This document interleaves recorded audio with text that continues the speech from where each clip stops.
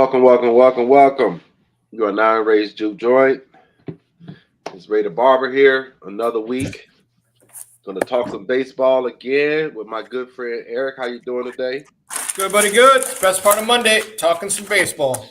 Best part of Monday, talking baseball. I will agree, and I got the sniffles. It's just a case of the sinuses or allergies or whatever the fuck. I don't know, but it's just annoying. I can't stop my face from leaking, and it is what it is. That's the worst part. That's the worst part of it. Yeah, like the weather keeps changing up here, and it's just super cold, and it's wet and raining, and I'm just all messed up. But anyway, that's not gonna stop the show. We just already Roki equals Southside is the very first comment we get. Next comment is Sox should trade for better healthcare. Better healthcare? Yeah, better healthcare. Yeah, we can't seem to stay healthy. But thank you guys for coming in. Thank you guys for joining us today. Eric and I were supposed to be doing something completely different. We were supposed to be doing our second base rankings, but neither one of us did our homework. So it was like, let's talk White Sox since the winter meetings is over. And we'll get to the second baseman rankings next week for fantasy. So be on the lookout for that next week.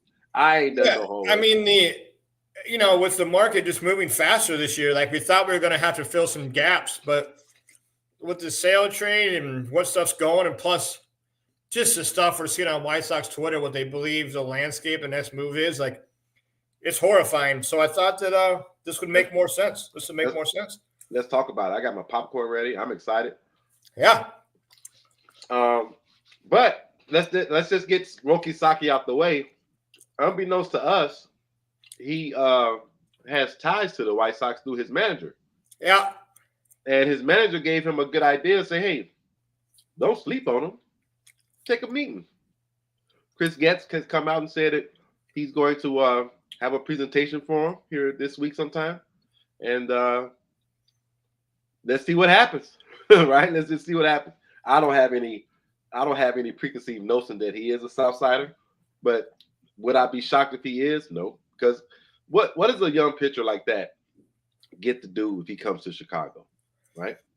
Yeah, I mean, he also fits the timeline a little bit, like, which is so important because, like, people don't understand, like, he's been kind of injured. He's never thrown over 130 innings.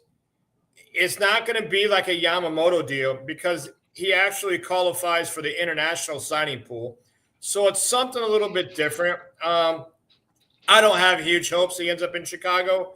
But, like, listen, it's important that the fact they got to meet him, the fact they get to represent, they get to go through the exercise, all that stuff matters because there might be somebody a year or two down the road that, when we're back in the buyer's side of the market, that might make sense we might want to add. I mean, it's a soft landing spot. It is a major market, right? Yep. It's a major market. It's a softer landing spot than going to in a contender. Which you already heard his agent say that they might not want to go to, like, the Dodgers or the Padres, somewhere where they want to win right this second. Right. And so it would give him a year or two to put him on the same path as Schultz and Smith, right? Like, and they let him get acumen into the major leagues, whatever, 2027, like, probably ready to do some damage. And like you said, he also would be the man. On the White Sox, team, he would be the star. It would bring why Jerry would be interested in the team. It would bring new markets back in that used to be there at some point, no longer there, right? Like, hello, new stadium. Yeah, all that. I mean, for real. I mean, you get an international star like that, like, it instantly, the numbers for the Dodgers just for signing Ohtani has been astronomical. Oh.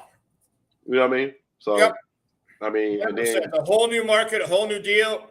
He's the young version. You're talking about him being 23. You're talking about younger Japanese fans that might become White Sox fans for he's only 10 21. years, 15 years. Who knows? I think he's only 21. I'm pretty sure he's only Roki Sasaki's only 21. But I can double check. But I thought he was like 23. But I'm pretty sure he's only like. Oh yeah, he is 23. Damn, bro. I thought he was older, but still, like you said, it doesn't really matter. Yeah, 23 years old on the. Here's another reason why he should be in the White Sox. Him and I share the exact same birthday. There it is. November 3rd, 2001. Boom. So he's 23. Makes sense. Might be 26 years in difference there, but same birthday. Yeah. So I mean, but we're gonna get to that. I don't think they're gonna get him. Makes sense. Either. It is. All the points you brought up are great points. Like you said, it's soft. He gets to be a star. He gets to build into his deals. It's not. They're going to expect him to go out and shut off playoff teams in the playoffs this year. He gets to probably put together a pitching plan because he still needs to be extended still. He ain't going out and throwing 160, 170 innings this year. Like, they still got to mature him to big league. Got to stretch him out, yeah. Another important deal is when you're over pitching in Japan, not a lot of people know this, you pitch once a week. Big difference in pitching every fifth day. I know it sounds small, but if you're paying attention, that speeds up the starts. And, like, all that takes time to get into. Yamamoto, what's his name at the Padres, Imaga, they all said the same thing. It's different. It's different. It's different, But, I mean, we'll see. I'm glad they're going through the exercises. This is the correct thing to do, win or lose. It gets you experience, gets you knowledge, it gets you in contact with people you might want to possibly win one down the road from. So what's next for the White Sox, Eric? Yeah. Because what prompted us to do this was a John Heyman tweet that came out. Basically, it said that right now the market is looking towards relief pitching, preferably closers. And there are a lot of closers still on the market. So strong closer market, very slow to develop. So you got Tanner Scott, Estevez, Yates, Hoffman, Jansen, Maton are all still out there. Chapman, Romano, and Holmes have signed. Holmes is signed for a starter, though. But these are guys that are still out on the market that I think many people are not paying attention to as pieces that could be signed to the White Sox to be either the veteran leadership and then get flipped at the deadline or things of that nature. What do you think about signing an arm or two? Yeah, I think it's going to be the number one priority. I think, either from a starting standpoint or from a reliever standpoint, looking for one-year deals that you can flip. I mean, you got to think about the trade the White Sox just made and got like $60 million. Like, I don't know if you saw Kyle Teal's value, but by the way, it shot up. Anyway, got around $60 million in prospects back. Like, that was almost like found money.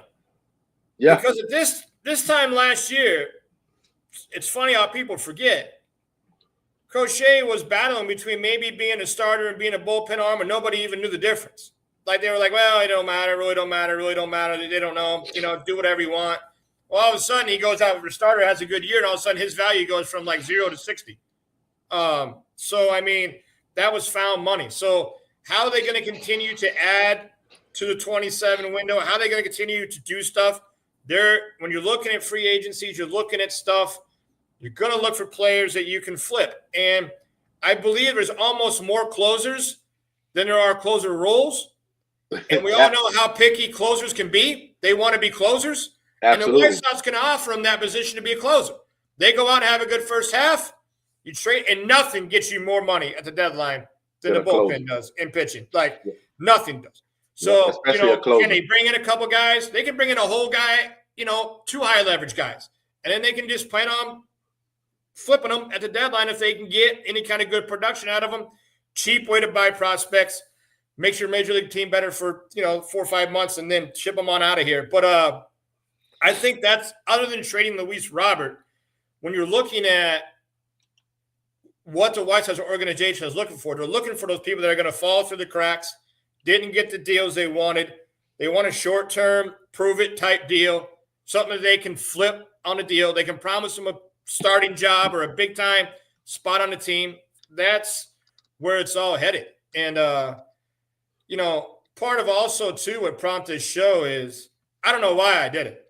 And I'm having regrets ever since. But, Nick's out there every day posting stuff about the White Sox. And some guys started jumping in talking about, like, Hagen Smith will be on the team in 25. And, and the new guy they had would be on the opening day roster on the 25. I'm like, they're not doing any of that. Like, if you don't understand, service time and eligibility, like, all those guys, Braden Montgomery, Noah Schultz, Hagen Smith, Kyle Teal, Cuero, Meredith, the guy they just got from Boston. All those guys will be down in the minors, maybe get a little bit of Major League Baseball, a little MLB time, maybe towards the back half of the year. Service time, use against them again in 26, 27 will kind of be like their first year, and you're going to have 6 years of control. Like, that's how these players are going to be managed. So, like, they're looking to add more prospects that they can add to that window, and the best way is going to be signing free agent outfielders now and flipping them, or free agent bullpen guys and flipping them. Like, and it takes like Gonzo said, it takes pressure off Leisure, allows him to develop still. Yeah, I know everybody loves him and thinks he's the next coming, but sure, yes, he can do like whatever Leisure. I know he does. I know a lot of people do, but listen, there's a reason why there's only 30 or 32 of the best closers in the game. Like, yeah, he got a major league invite, but like, that's great. They're still going to service time manipulate, just like we told you, Gonzo, they were going to do last season with Nestrino and with Leisure. They did it with both. Everybody's going to get service time manipulation. Nobody is running through their service time. Nobody. So let's talk about before we go there, let's talk about Luis Robert for a minute. Okay. Yeah. Let's talk about Luis Robert possibilities. Okay. He's the next domino to fall. We need to get something back for him. I say that the Phillies need a center fielder.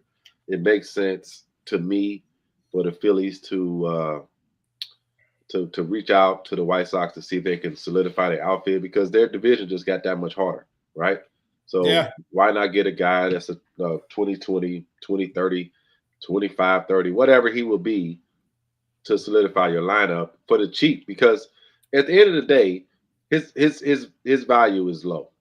He has a very low value. To give you an idea, you're paying $15 million for Luis Robert. The Detroit Tigers just paid $15 million for 1 year of Alex Cobb. And he was thinking about retiring. Yep. So there's definitely a little bit of value there, and you control the contract after that for 2 years of, it's club control, not player control. So, but the one thing that's kind of killed the Luis Robert buzz is the outfield market's kind of just come to a screeching halt. Yeah, it's we still, like, Santander is still out there. Teoscar Hernandez is still out there. You guys got multiple outfielders still on the market. Yeah, we need some of them to find homes. Yeah, Max Kepler is still out there. Yeah. Let's see, who else is out there still? I don't know. Jesse Winker, Mark Canna. I don't know if Jurickson Profar is out there. Yeah. Jurickson Profar is still out there. Like, right, he had a huge year. Even though it was weird, but he had a big year. Yeah, Verdugo, because of his glove, he's going to get signed. Yeah, his bat is terrible. But like you said, it has come into a screeching halt, because the two biggest ones have not fallen. Santander is the biggest one.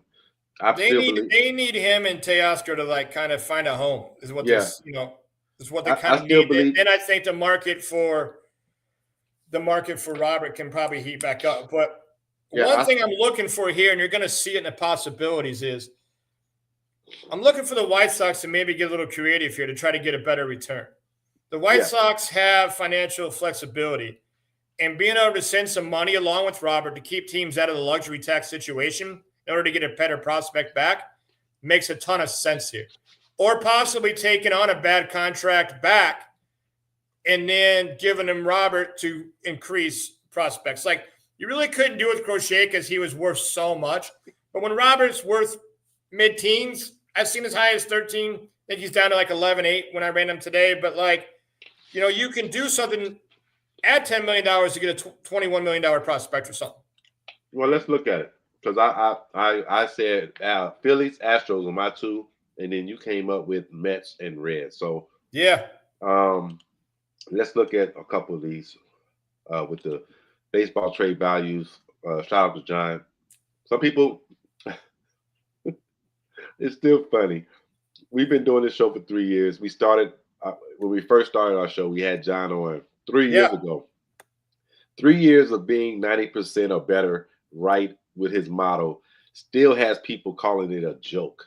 It's just Still, it's still it's still yeah. people are doubting what he does and what his team does and the outcomes that they get when trades happen and they hit, they're perfect, right? Yeah. I don't understand, but whatever. We're going to keep using it because we think the It's the tool. best tool out there. I mean, and if you're not using it for like a guideline, you're just guessing, and then I Yeah. automatically just turn off any of your notifications. So, like you said, we got Luis Robert at 11.8. That's 11 million, right? Basically, Yep. contract plus whatever, right? And then we send 7 million cash along with that to get a guy like Justin Crawford from the Phillies, right? Well, we know they're interested in him. You said you thought the Phillies made sense. Adding Robert slows down possibly Crawford's deal, having 3 years left. His progression, like giving the Phillies $7 million in cash brings Robert down to only $8 million this year. Like it's just a deal that I could see that would make sense. And once again, what you will see as a theme with every prospect you see on these lists, they slide right into that time slot. Right They into slide. the Braden Montgomery, Wolkow, Yep. like Zavala, Yep. Teal, like all this little area of people to come. Crawford fits right in that little region. Yep. Time slot right there. So that's we're gonna get into contract and whatever. We're gonna get into more of that here in a minute. And then I also said Astros because they lost Kyle Tucker. Yep. I'm not going to talk about it. I was in anguish when it happened. I don't know how to talk about him anymore. If I call him what his nickname is, then I'm a freaking Cubs fan now. Like, but he's on my fantasy team. He's my best player on my fantasy team, so I absolutely love him. Not only that, you traded up to take him. I traded up to take him. He's the cornerstone of my franchise. And the second, like you knew the second when we went to the first round, I traded back with Mac. Yep. And it got to me. I was planning on taking Kyle Tucker, but I couldn't believe Julio fell to the 6th spot. Right. So I was kind of flipping a coin. And when I took Julio, you immediately were on the phone and moved up like right behind me and took Tuck. Like you knew. Yeah. I was like, no, I can't let him sit there. I had to get him. Yeah. I called Dan right then and there. Yo, I need that. I need that pick. Like whatever I gotta do to get that pick. Yep. Like that was my target from the jump. So and it worked out, even though he got hurt last year. He's just been a stud. So I mean, there's so many stats out there. Basically, there's 2 hitters that have done what they've done, and the other one's named Ohtani. So I mean, like that's pretty much it. Like, right. 280, 100 home runs, and steals 20 bases, like whatever the case. So he's very underappreciated among common baseball players. Fantasy baseball players know exactly what he's worth. But exactly. So let's look at an Astros move. Okay, now. Some people don't know who Bryce Matthews is. If you don't, just go check him out. Go check him out. He's probably slates more as a third base probably than shortstop, but somebody I thought that kind of fit the window. Yeah.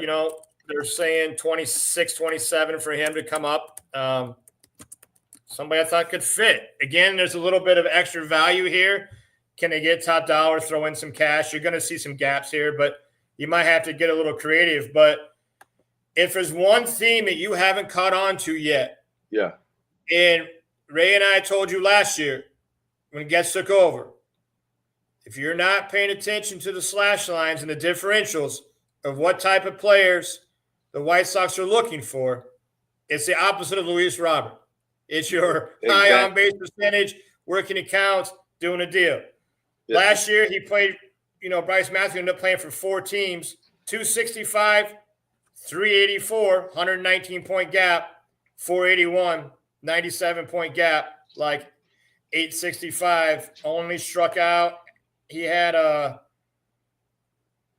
ended up playing, he struck out 108 and walked 46. Like he had 32 stolen bases. Like this is the kind of player the White Sox are coveting. This is the. If you're not looking at VBA data, you should. Otherwise, your opinions just don't matter. This is the model that they want. A kid like that. This is the model. These are the players. This is what they're after. Yep. So that's Bryce Matthews.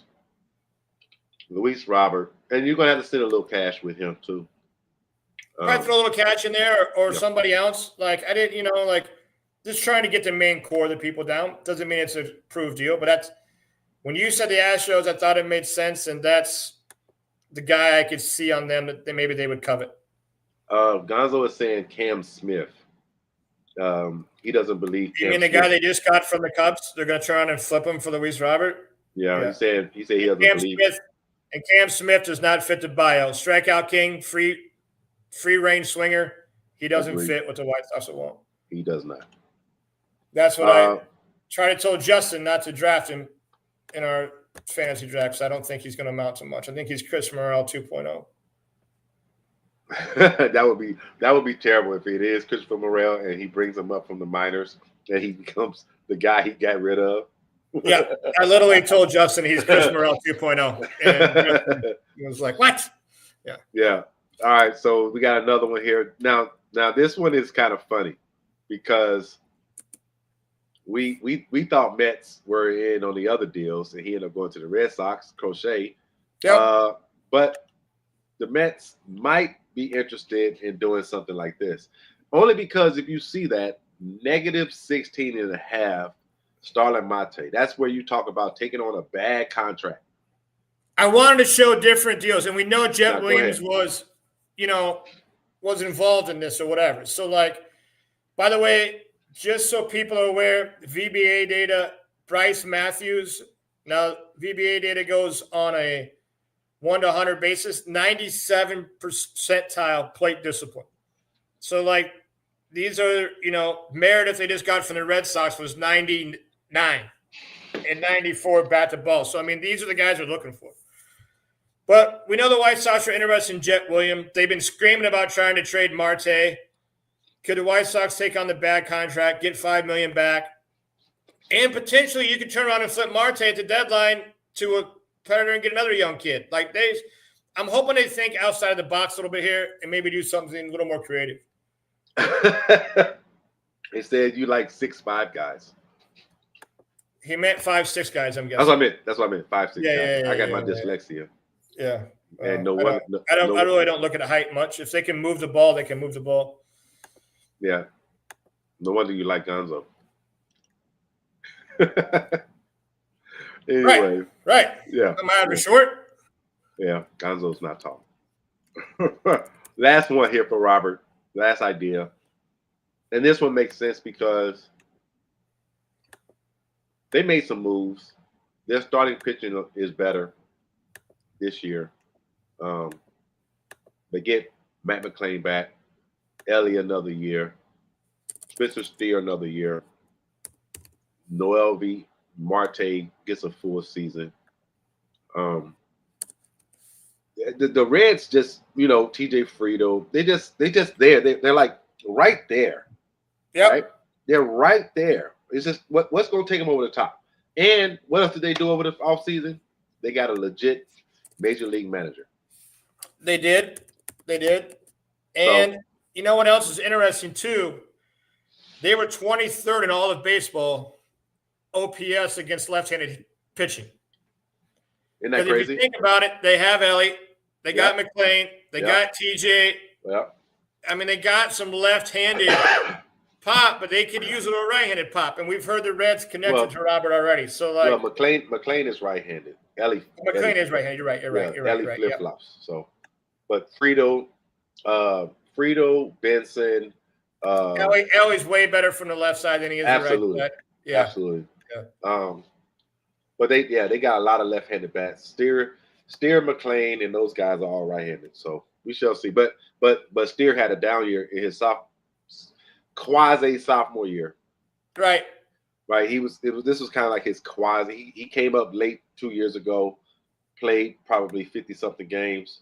Well, no, it was less than 50 because last year was basically a full year for him on service time. So they didn't manipulate him like that. So let's just see what it is. Luis Robert. Now I threw in two guys that either one could possibly make sense, but just to give you an idea.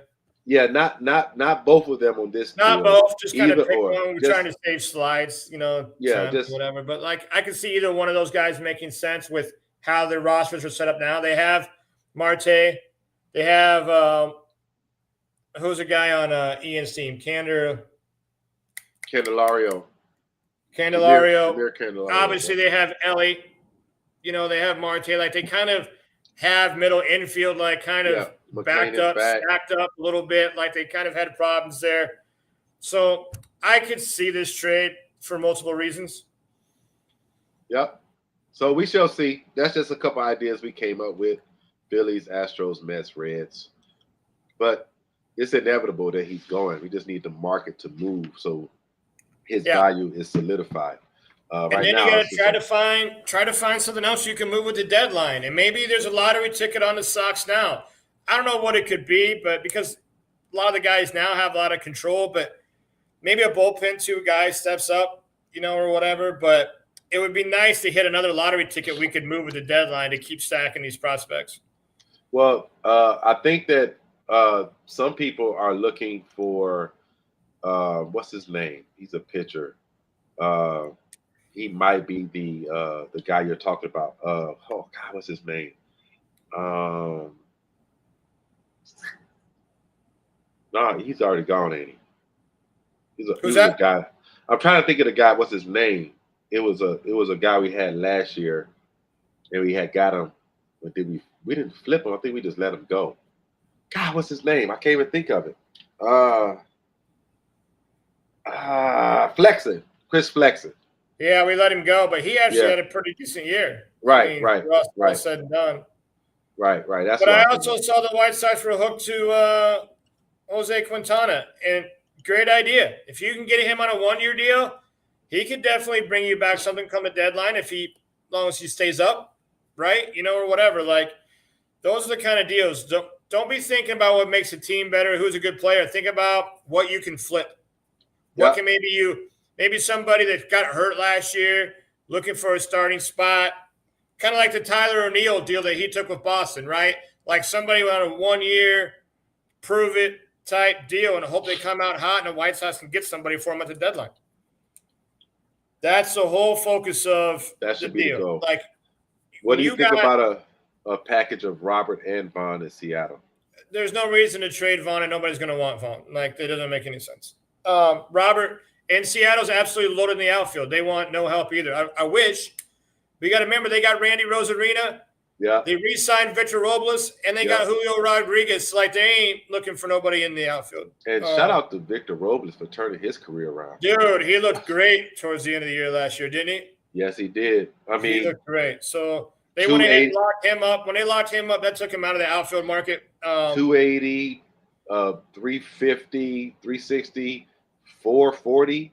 Yeah, like, I mean, I'll never say never with Seattle because their GM moves pieces, but on the surface right now, they're not in the outfield ball game. They're more on the corner infield spot, first or third base. Real quick, since we're there, Logan Gilbert,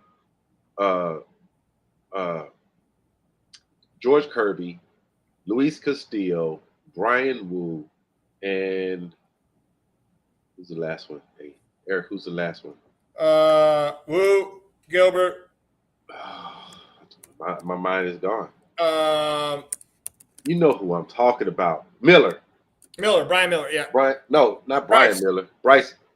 Is it Bryce? Bryce Miller. Yeah, I mean, that's why you've seen Castillo's name come up. Right, that's what I was saying. That's exactly where I was going. Now, I'm wondering what he's going to do with that because he does have 4 frontline starters, and they got another guy in the hopper, honestly. Yeah. So, we shall see. I don't know. Seattle is a funny team.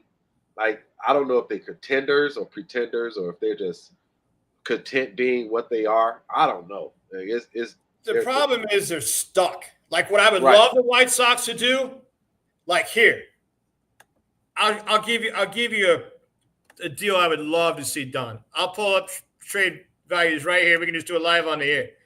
The problem the Mariners have is they're stuck financially. Just because the GM's like out of control. Same with the Padres. That's why they've both been kind of quiet. They're stuck. They're up against it. But you know how much I love the Mariner farm, and that's where Gonzo was going too, because he knows the Mariners farm is loaded as well. But we could take on a contract negative $15.5 million of like a Mitch Henniger. Just take it on and bring me like a Cole Emerson, or bring me like a Cole Young, or bring me like, I'll just pay his all of his contract, give me a prospect, let me free you up the money.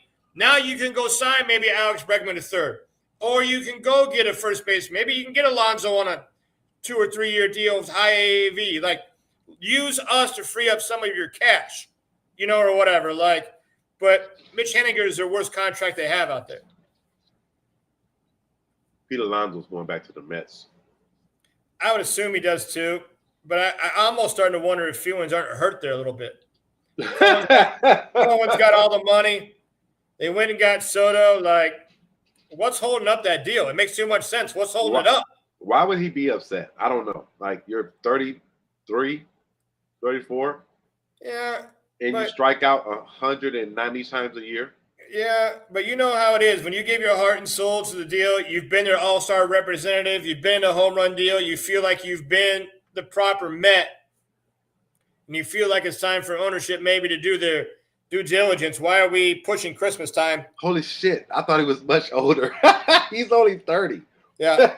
Why are we pushing Christmas time, and like we haven't figured out a way to, like, if it's not about money for Cohen, why haven't we figured out a way? But you got to remember, they have a traffic jam, right? Because they got Vientos, that really isn't very great at third, and they got Betty in the minors still. They got to find out a hole for, like.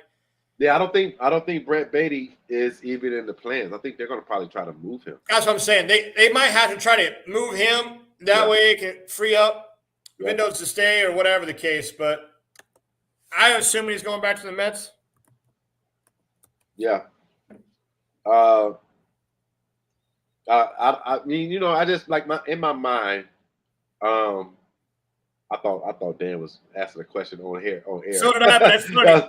Did you read the end of it? Yeah. Basically, everybody. Yeah. I legit thought Dan was sending in like a message for the show that he can't watch. Like, he can't, whatever. I did too. That was funny. That was funny. Anyway. Oh, man. Anyway, but, like, there's a lot of different scenarios that we're talking about. The White Sox right now, right? This is two things, right? This is the first one. Prospect service time.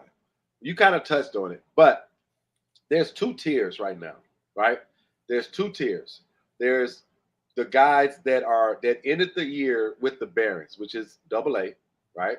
Yeah. Those guys, and they're really not guys that we are really like. The AA team might have one or two guys that we're just like really looking forward to, but it's that next tier down, right? The high A, low A guys, and that's where all the talent is kind of like stacking up right now, right? Which we told everybody that's where it's going. It's where they drafted to. It's where they've traded to. Right. Like Hagen ended where? High A, I believe. I think so too. I think he ended high A. Schultz ended in AA.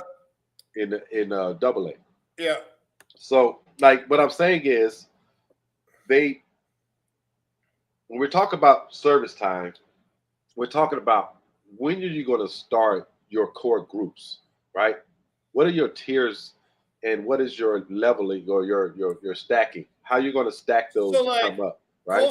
Colson's a great example, right? So, like, he finally ran out of – they drafted him. He was under 21, so they had 5 years to put him on the 40-man roster. They finally had to do it, so they did it right before the Rule 5 draft.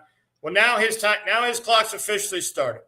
So, to give everybody an idea, anybody under the age of 19 signed, you get 5 years. If you're 19 or over, you get 4 years. You got to make the 40-man roster. That's how it works. And once you do that, your 6 years of service time starts.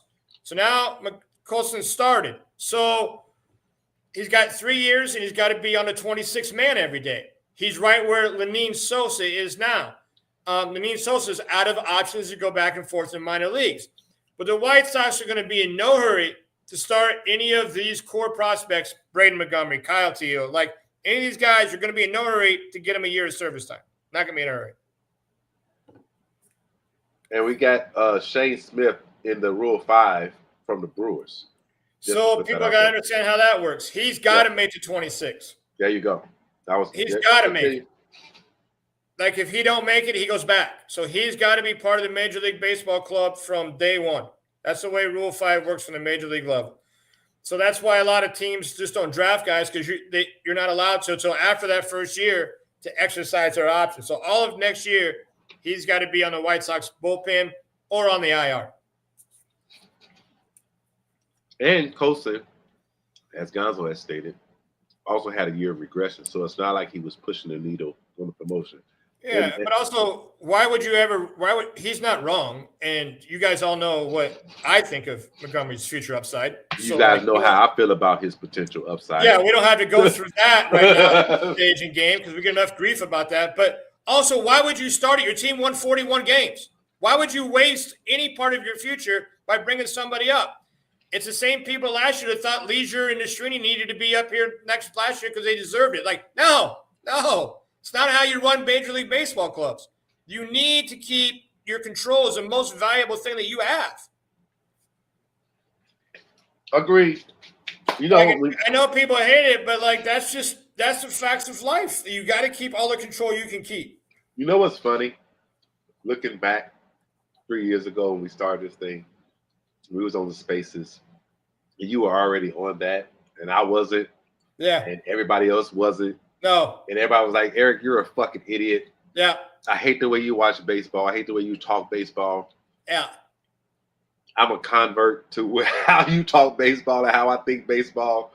Yeah. And you've corrupted minds for the last 3 years because I've seen the results and it makes sense. And now I study it and like I can't do it any other way because GMs are doing it the same way. And that's the thing. Like we take guesses. Like I guessed that we would see Crochet go to the Phillies. Yeah, I like that deal. I thought it was a move, right? Then you find out reports that they were close. Yep. They just didn't want to give up on a guy. Yep. Right.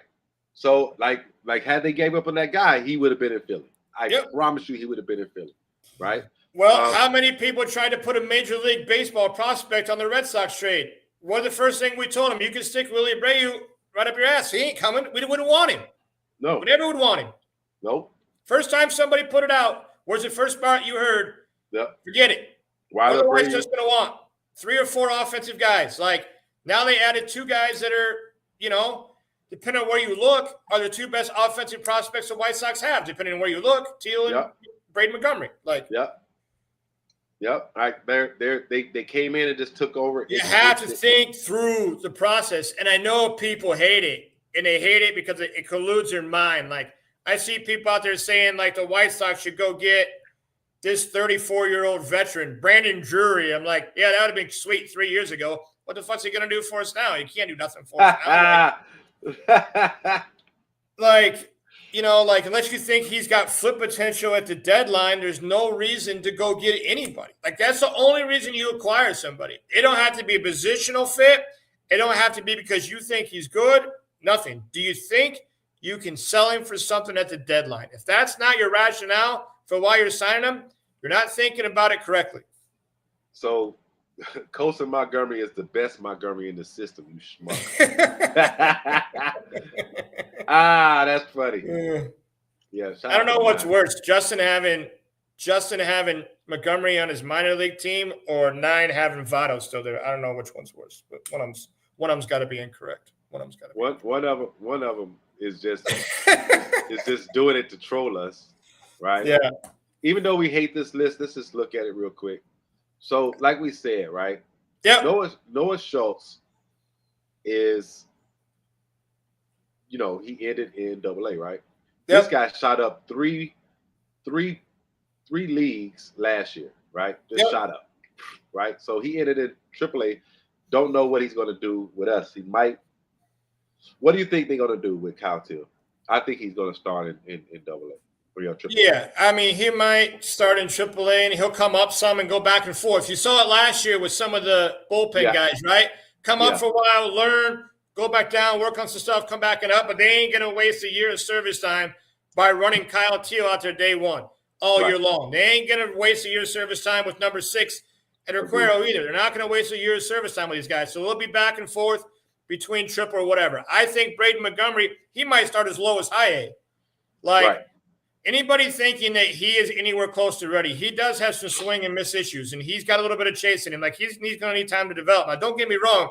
I was excited as could be as I shared the tweet in April, whatever it was, 17th. I said, we were doing 2025 first-year draft people. I said, add Braden Montgomery. I hope the White Sox end up with him. And in a roundabout way, they did. But when you see 2025 over here, this doesn't mean like, hey, they're going to be there day one. This might mean they might scratch the surface and play a little MLB ball, but they're not going to waste service time and waste 4 years of contracts here. Right. So once again, you see this number, right? 2025. Yep. Even Hagen Smith, he ended in high A, right? Yep. He might come up September, throw a game or two. But he's going to be on a pitch limit this year. Inning controls, like you see stuff out there like, well, he's ready for the rotation. You know, no, he's not. They don't want him to be ready. No. Like Iriarte is going to be here. Who knows what he's going to be? Are they going to stretch him out? Is he going to be long relief? Is he going to be whatever? You know, he has some stuff, but we don't know. You know, Grant Taylor, this is a guy that we love, and he's got some more development to do, but he's in low A, right? Yep. You know, and Mason Adams is the only pitcher that's in Charlotte that's even worth it, you know. Yeah, and he might see some Major League Baseball time too, but what's not going to happen is they're not going to waste years of service time to anybody they don't have to on this full entire list right here. Nope. That's the point, right? That's the whole point. 2027 is your goal for like releasing, you know, the people here. And you can look at maybe next year, the White Sox will probably start playing 2026 in the free agent market a little bit better because they could afford to sign a 3 or 4 year guy to match with the 27 players and stuff that'll be ready to come up. Service time will just be beginning. Makes a lot more sense. Hey, this message is for you, Eric. Fado will never leave. Huh? I'm gonna trade for him just so I can drop him. Right. I don't know how true this is. Gonzo says Braden Montgomery was top of the class before his injury. He was a top 5 probably pick before he rolled his ankle. He messed up his ankle just for the College World Series, but he's a freak athlete. Not because he's ready to like start in the major leagues. It just means he's a freak athlete, and he is. Two-way player, both sides of the plate, lots of power, but he's got back control issues. Go read the prospects scouting report if you haven't. It's worth reading. Like, he'll probably start high A or something and work his way up.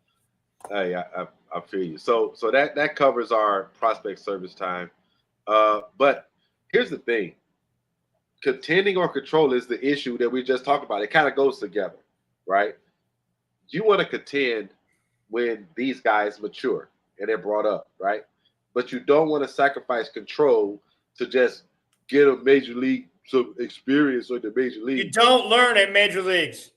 Anybody out there that says if you see stuff like they shouldn't sign any pitchers because they got a lot of talent and they should let them grow at the major leagues, you don't grow at the major leagues. Like, you get whooped in the major leagues and then you go back down and you come back up. Like, there's no growing, no development at the major league level. So, like, they're looking to fill out you already saw a couple 1-year deal signs, bullpen guys 1 year, maybe starters 1 year, maybe 2 years on even on some bullpen guys, potentially if they can keep the second year value down to where they can trade them. Like, they're looking to add to this 2027 window. That's all they're looking for. Hello, Bowden Francis. Right? Comes up, gets smacked, goes back down. Comes back up again, gets smacked again, goes back down. Right. Comes back up again, gets smacked, fixes some stuff, and then becomes a fucking legit starter that people are like, I had him. I was going to hold on to him just because, like, I was like, nah, we go with a known guy, horse, rather than, you know, hopes and prayers that Bowden Francis. But if you can get Hagen Smith and Noah Schultz a little bit of time in August, September, maybe they even throw out of the bullpen in the major leagues. Just to what does a day in the life of a major league go through? Yeah. 26, start him back in the minors, or start him in the rotation, move to the minors later. Don't matter how you do the service time manipulation, but you do it either way. And then 2027, go ahead and like, now we're ready. Now you've built up your innings, you've built up your max, you've kind of been in the big leagues in and out for a year and a half now. Like, you know, probably got a full year in there. Like, this is how it's going to roll. 2027, look for the team to be. I mean, that'll be their first year that you're starting to look at, like, to me, like, deal. Like, theoretically, in a perfect world, the White Sox end up with the number 1 pick in 26. Like, they get, you know, into the draft lottery again next year. They end up with the number 1 pick to add to this, to add to these prospects. Is that restriction over with next year? No, it's gone. It's gone now because it's only for 1 year. That shit sucked. Yeah, we could have been up there again, but having 10 ain't the end of the world either. Like, you know, you saw some of the players that went at 10 last year. Now this draft coming up isn't as top heavy. It's deeper, but it's not as top heavy as the last one was. But, you know, people always show up and shine. And the cool thing about Major League Baseball is the draft, unlike any other draft, the position really don't matter. Yeah. Like, you can get the guy that was going to go 4 if you want to just overpay for him. Like you're making deals before the kids even sign. So, I mean, they even get picked. So it's a little different, but yeah, I'm interested to see. You're going to have the international draft come up too. I know they already plan on spending $2 million on a kid, which is cool in Cuba. So, yeah, like, I mean, we're going to see what happens. I think that they, you know, the service time manipulation is going to piss a lot of people off. And I'm just going to be like, I'm not really on Twitter as much as I used to be. But during the baseball season, I'm back on Twitter, right? Yeah. I'm just going to be like, no. I tried to jump in this conversation, and some guy was like, no, they'll start him day 1. I'm like, why? Why would they ever waste a year's service time to win 60 games next year? They're never doing it. Who starts? Who? They thought that the Chase Meredith, the kid we got from Boston, was just going to start, and they were going to kick out Sosa to start. Like, it's never happening. Why would it make any sense? No. I don't care which one you're picking. They're not going to waste a year's service time on a team that's not going to compete. They're not going to go sign one-off free agents they can't flip and make this team better. You won't see the 35-year-old veteran coming over to the White Sox unless they think they can flip them. Nope. You're looking for repair jobs, guys that probably were hurt. Maybe they see a pitcher that they can make a tweak with in his pitch mix or something and move him back up the scale. But, like, that's what they're going to be after. But it seems to confuse a lot of people out there, a lot of them. So, yeah, I mean, but let's look at this, though. Are the White Sox done, Eric? They ain't done. I mean, I don't think there's going to be nothing fancy, but like I said, you're looking for the guys that can fall through the cracks, and I hope they're really aggressive here. Like, I hope, like, for example, every year there's one. Who flew through last year? Blake Snell fell through. Yeah. Bellinger fell through. Jordan Montgomery fell through. Like, that's top end. And in the middle, people fall through, you know, whatever. So, like, they're not going to be on the forefront of this stuff. But as it gets later and later in the process, can you get one of those guys that's on a closer list that doesn't have a home? Yeah. I mean, these are, like, can you get a setup guy that doesn't have a home? You said something about this last week. Yeah, I think they're going to add a catcher this year. Like, I thought James McCann made a lot of sense. Right. You know, a veteran catcher. Yes. Right. A veteran catcher to add this year makes a ton of sense. You can forget about this. Nope. You might see. What if Torres falls through? Huh? Torres is a candidate to fall through. So is Jorge Polanco. If either one of those two fall through to like a 1-year deal where they got a chance to, like, come out and prove it and play every day and something we can flip at the deadline, those guys might make sense. Yeah. Yeah. This guy, he always does whatever, and then he could get flipped at the deadline. Yeah, he can get flipped because he can play 2 or 3 spots, right? And he does hit for average or better, you know. Yep. So, look at this guy. This makes no sense. But it's not necessarily who's going to make – you don't necessarily need to look for fits. No, not a fit. It's just, you know, just – does this guy have potential to get us anything at the deadline, and what do I got to pay to get him now? And the only thing the White Sox really had to offer him is a chance to play. But some of these guys, that's what they're looking for. a guy like Gio Urshela. He gets flipped every deadline. Like Yeah, legit every every year. deadline. Yeah, Yeah. he gets traded, right? Yeah. 100% gets traded. Or a guy like Jesse Winker who had a decent year, Well, got like moved last year, twice. you saw the White Sox do it. He did a pretty good job. We got something for Pham. We got something for Grossman. Yep. Got something for Fetty. Like those Yep. are the kind of guys that won't Yep. change. This won't change. This coming up. So like I Yep. mean that's where they're going to be looking. So if when you're looking, who do you like? What if Kepler would take a 1-year deal? Prove it deal. Oh yeah, for like, sure. This guy, yeah, because he's absolutely. got unbelievable upside. It's just he's never quite put it together. So I'm just looking at this list of people who are still out there available, and there's just names. We had this guy last year, we flipped him. Yep. You remember? We had Pilar, flipped him. That these guys are the ones we waiting on. This right here will set the market. Santander, Teoscar. We got to get them out of the way. I think that'll heat Yeah. back up Luis Roberts deal. Yeah. And then you go down to the, you got guys like this where, let's see, who would be good here? Yeah, I mean, I think there's more closers here than there are closing spots. Kirby Yates. Kirby Yates was a closer for Texas, whatever. Dylan Florio. I know Estevez is getting a lot of looks. What about a guy like Jose Leclerc who had a good whatever ending in the World Series 2 years ago? Ray, that's perfect. What if Bannister or Crew or Cat saw something, bring him in, put him in the closer role? Yeah, that's a guy you might be able to give a 1-year deal with a club option even on the second year. And that way you got all his control and all his value. He comes out and shoves. And I only need him to shove for April, May, and June and July. And then, we can trade him for people to add. I love that. Yeah, that's a guy. Like, this is like, if it's a closer, I'm targeting this guy just to put him in the Cat's lab. Let's see if we could kind of change something up. Yeah. Because people don't like, Ethan Katz, but he still has a job for a reason. That's just my opinion. Yeah, and I mean, any of these guys that you think could, Paul Sewell, right? There you He'll go. probably end up somewhere, but Yep. if you promise him a closer's job, he could fall through. Yep. Scott Barlow was huge for the Indians for a while and the Royals. He could be a setup guy that we could get something for. You want to add these guys to the back of the bullpen, hope they have great first halves, and then try to get something for them. This guy was a closer until he wasn't. So it's just not. It's a lot of names out there. That's the point of pulling up the list. And nothing gets you paid. Well, we got Carrero for pitching. Nothing gets you paid more than pitching. So the spin's going to be on the pitching. Agreed. Yeah. So, but I think it'll be more like who falls through the cracks and who don't have a home.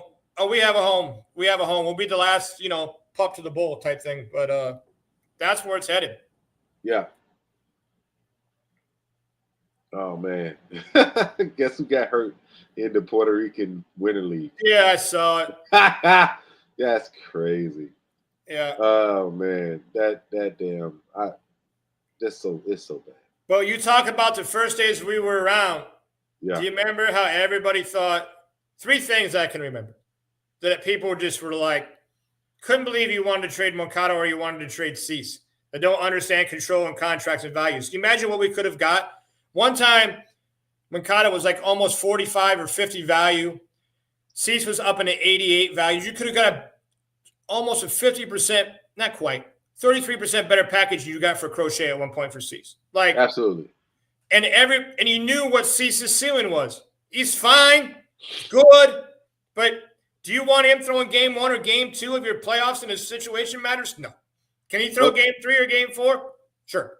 But you're never extending him. You knew once he got Boris, he was done. You should have maximized that value. I look back now and just thinking about how I used to think about it. I was so wrong. I was so wrong. Wrong. I'll tell you another thing, too, is people think that positions matter. They hold spots for a position. Like people, when they got Tio, well, Carrero's our future catcher. Do you know how many guys don't work out? Nothing wrong with guys that can hit. You'll find a spot for them. Yeah, and he's been working the outfield this whole time. So, I mean, he can do whatever. He can DH. Whatever. Having 2 catchers isn't the end of the world. Yeah. If they both work out, you got a good problem to have because One thing I loved about what Getz said in the interview, I don't know if you ever went and watched it, but when you and I were talking about it, he just said the catchers are worth gold right now in the industry, like their value, whatever. And then I saw trade values. He shot up to like a 32. He's the second highest prospect the White Sox have behind Noah Schultz on the value chart. Right. Yeah. So, I mean, I was just trying to see if anything had moved since we've been on. Nothing's moving. I don't think. It feels like we're in a kind of a lull. Need something to happen. Yeah. Well, I mean, we covered everything. Braden Montgomery is here. Yeah, we did an hour show for once, right? Yep. We got Braden. We got what's his name? Kyle Teal. Yep. We got Meredith, and we got Gonzalez. So thank you for everything you did, Garrett Crochet. But thank you for helping. Yeah, I mean, this team around. I mean, a guy that went from, like I said, had almost no value to having huge value in one season. I hope the White Sox can find somebody that does that again this year. I don't know who it'll be, but that was like a round 50 million, 55 million in prospects White Sox found. Yeah. So, we're not going to. He wasn't even a starter going into the year.